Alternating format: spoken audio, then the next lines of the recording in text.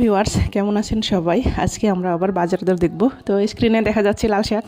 তো লাল শাক 7 টাকা আটি। আসলে আমাদের পরিবারের সবাই আমরা লাল শাক খেতে পছন্দ করি, বাচ্চা সহ খাই।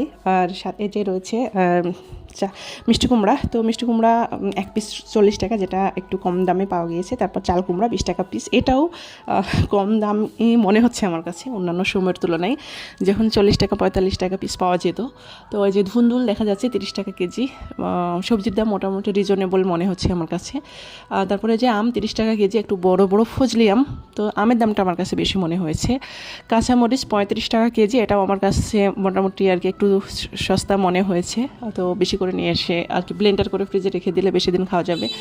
তারপরে যে করলা, তা করলার দামটাও মোটামুটি রিজনেবল, 25 টাকা কেজি। বরবটি 30 টাকা কেজি, বেশ রিজনেবল। অন্যান্য সময় এটা আর কি বেশি হয়ে থাকে। পেঁয়াজ 5 কেজি নিয়ে আসা হয়েছে একবারে, 240 টাকা। তারপরে যে তেল, বরাবরের তেলের দাম বাড়া কমা নেই, একই আছে। মরিচ গুঁড়ো, হলুদ গুঁড়ো, কিছু মশলা, এগুলো আর কি নিয়ে আসা হয়েছে অল্প অল্প।